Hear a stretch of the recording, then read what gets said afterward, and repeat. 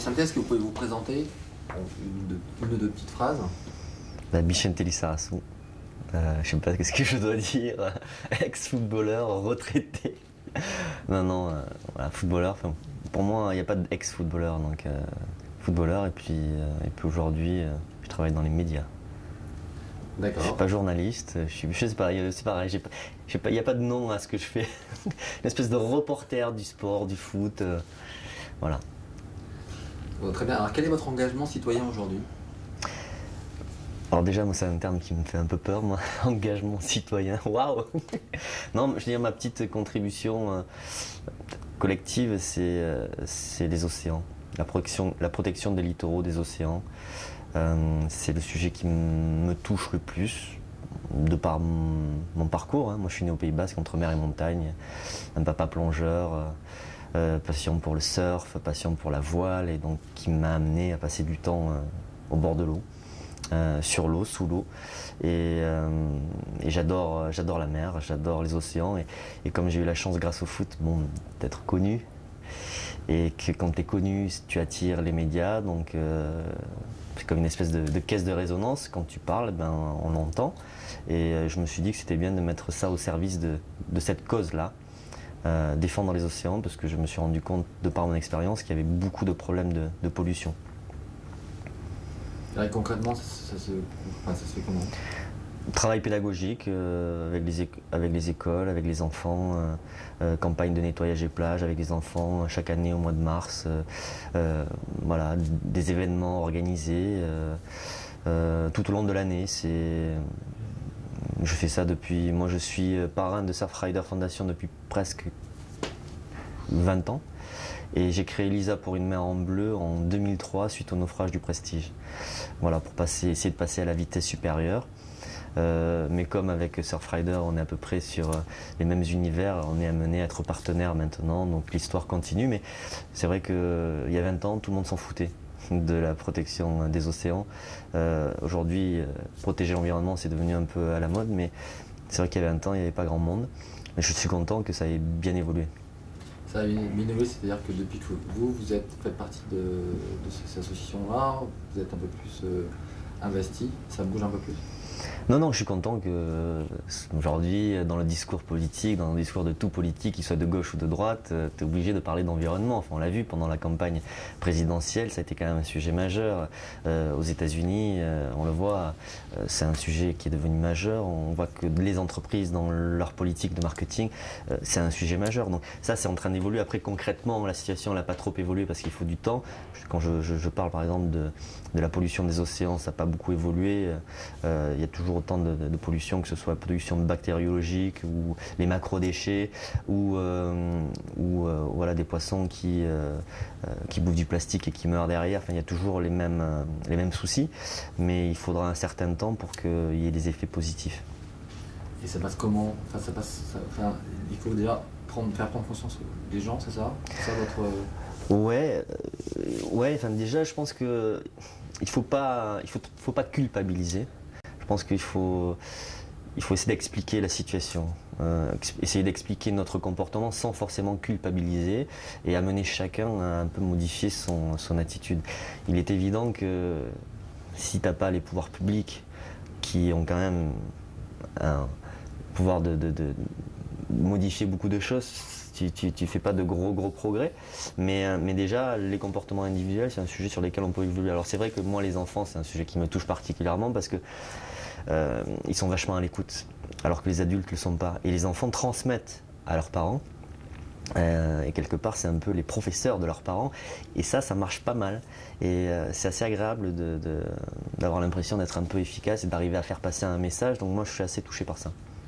Et est-ce que dans votre région là-bas, les pouvoirs publics sont un peu plus présents? C'est pas mal, ça a progressé parce que on est en relation avec les différents maires de toutes les villes côtières, avec le président du conseil général. On travaille beaucoup sur la qualité de l'eau de baignade. Alors c'est pas le sujet principal, la qualité de l'eau de baignade. Il faut penser à la biodiversité aussi.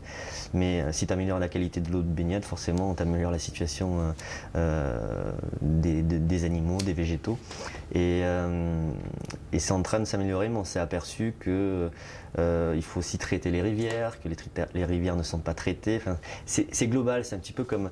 Il n'y a pas de frontières en matière de pollution, que ce soit la pollution de la mer ou la pollution de l'air, il n'y a pas de frontières. Donc tu peux faire un petit truc local chez toi, si à côté, la ville d'à côté ne fait pas le travail, ça ne progresse pas. Tu peux faire un truc en France super, si l'Espagne ou l'Italie ne le fait pas, il n'y a pas de vrais résultats. Donc c'est un travail assez long. Et voilà pourquoi je m'intéresse surtout moi à la mer, parce que déjà c'est assez vaste.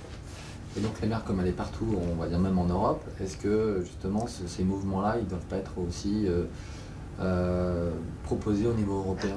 Totalement. C'est évident que ces démarches-là doivent être des démarches européennes, mondiales. Moi j'ai passé 8 ans et demi en Allemagne. Les Allemands en matière d'environnement, en matière de politique d'environnement sont en avance par rapport à la France. Évidemment, on ne peut rien faire les uns sans les autres. Comme je l'ai dit tout à l'heure, je le répète, il n'y a pas de frontières en matière de pollution. L'air, l'eau, ça passe de tous les côtés. Donc j'imagine qu'il y a des bonnes idées un petit peu partout. Moi je suis un adepte du pragmatisme, j'ai passé 8 ans et demi en Allemagne, donc pas des idées de gauche ou de droite qui sont bonnes, c'est juste des bonnes idées. Et en matière d'environnement, il y a juste des bonnes et des mauvaises idées. Donc il suffit de prendre ce qu'il y a de meilleur un peu partout et puis on arrive à avoir une politique en matière d'environnement qui tienne la route.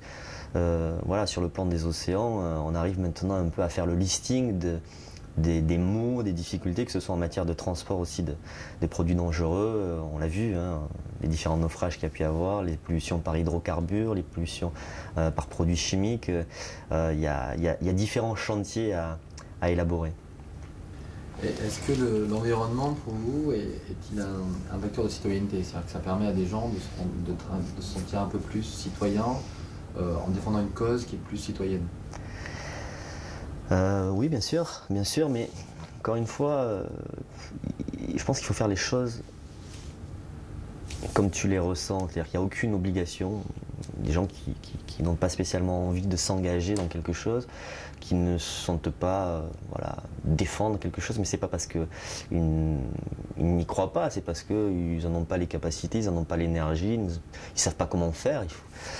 Moi, la mer, c'est un truc qui est naturel. Enfin, j'ai pas l'impression d'être citoyen, j'ai juste l'impression de mettre un peu mon nom, mon image, mon énergie, ma connaissance aussi quand même, parce que c'est pas comme si je vous parlais de, je sais pas moi, d'architecture. Je connais un petit peu l'univers de la mer et donc je transmets mes impressions, je témoigne. Et puis je fais profiter de ma notoriété, de mon image, que ce soit pour Lisa, pour Une mer en bleu, ou que ce soit pour ce que je fais avec Surfrider. Évidemment que ça attire les médias, évidemment qu'on en parle plus quand j'y suis. Pour autant, j'ai besoin de ces mecs-là parce que toutes ces associations qui travaillent pour la même cause, ils ont des bénévoles qui sont là, ils ont des bénévoles qui vont aller sur le terrain. Moi, ça, je peux pas faire ou je n'ai pas le temps de faire. Donc c'est tous ensemble qu'on arrive à faire quelque chose. Et en l'occurrence, je me dis juste, j'adore la mer et je lui fais du bien en faisant ça. Et c'est juste un petit sentiment comme ça personnel. Je pense même pas en fait à mon côté citoyen, je pense plus à la mer qu'aux citoyens en réalité, quoi. C'est assez paradoxal parce que je trouve qu'on est assez égoïste, les hommes en général. Et on pense qu'on est, on est en haut de la pyramide. C'est pas complètement la réalité. Même, c'est pas du tout la réalité. Est-ce que c'est pas une mission quand même de faire attention à l'environnement? Enfin, c'est quand même, tu disais, on n'est pas obligé, mais c'est quand même des choses qui nous entourent. Mais tout dépend un petit peu de ton parcours, de ta culture, de ce qu'on t'a appris. Je sais pas, il y a des gens qui peut-être n'ont jamais vécu au contact de la nature, n'ont jamais été émerveillés par la nature, qui ressentent rien par rapport à ça. Moi, j'ai vécu au bord de l'eau, j'ai vu des lumières magnifiques, j'ai vu des paysages magnifiques, j'ai vu des choses extraordinaires sur l'eau, et ça me donne envie de défendre ça. D'autres vont le défendre sur d'autres aspects.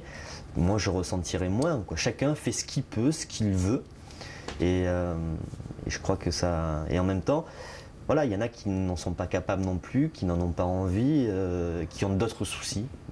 ça peut se comprendre. Toi qui as vécu, qui as beaucoup voyagé en Europe, est-ce que tu sens que les institutions européennes, dans certains pays, ou peut-être au niveau général, global, sont assez réactifs, en tout cas sont assez actifs pour préserver l'environnement? Ça commence. Je trouve que depuis 2-3 ans, sur le plan de la communication, c'est réellement en train d'évoluer, énormément évoluer. Sur le plan concret, ça se fait pas du jour au lendemain. J'ai pas vu en matière de pollution des océans, franchement, un énorme changement.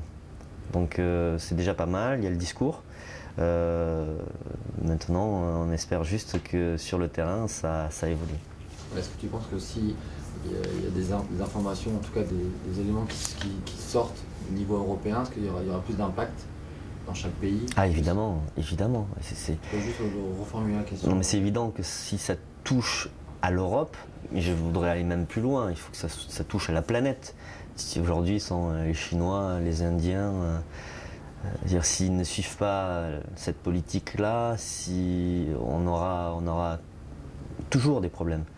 Donc on est obligé de constater que la planète elle a une surface limitée, qu'on est de plus en plus nombreux à vivre sur cette planète-là et que si tous ensemble on ne prend pas des mesures pour cohabiter avec le respect qu'il faut par rapport à l'environnement, on s'en sortira pas.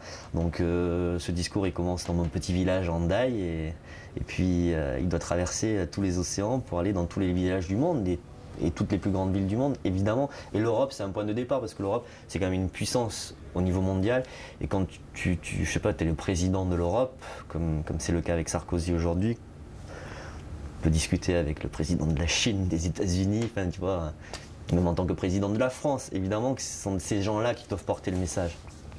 D'accord. Est-ce que tu peux nous parler d'un petit exemple qu'il y a eu dans ta région, qui a été organisé, ou en tout cas qui a été mise en place par une institution locale, la mairie, le conseil général, ou qui n'existait pas avant, mais qu'ils ont mis en place ou en œuvre, ou peut-être pas en France, ou tu connais un truc la fête de la Corniche. Alors la Corniche, en fait,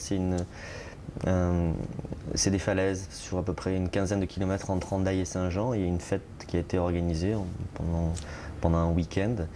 C'est un endroit qui est magnifique et l'idée c'est de se réapproprier cet endroit et peut-être à terme ça devienne un espace protégé. Voilà.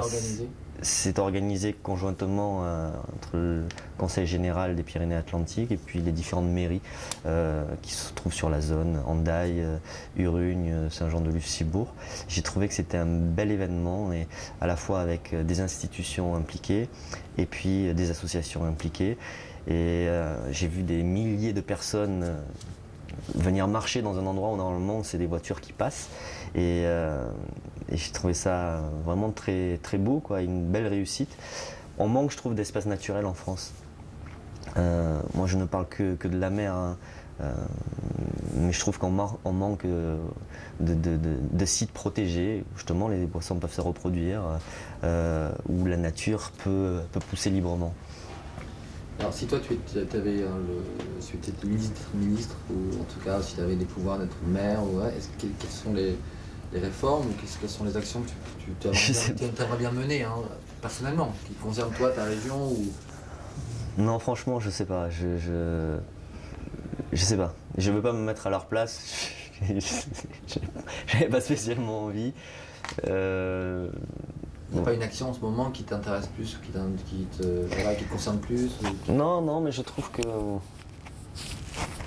les océans sont toujours maltraités parce que c'est un espace un peu mystérieux qu'on ne connaît pas très bien, un espace un petit peu lointain et c'est un petit peu l'anarchie, je trouve. Et pourtant, c'est les 2/3 de la surface de la Terre. Voilà. Et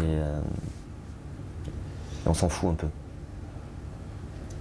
Est-ce qu'il y a une relation entre le sport de haut niveau et l'environnement? Ou est-ce qu'il peut y en avoir un? Oui, dans les sports dits outdoor, mais pas forcément dans les sports cloisonnés, de stade, urbains.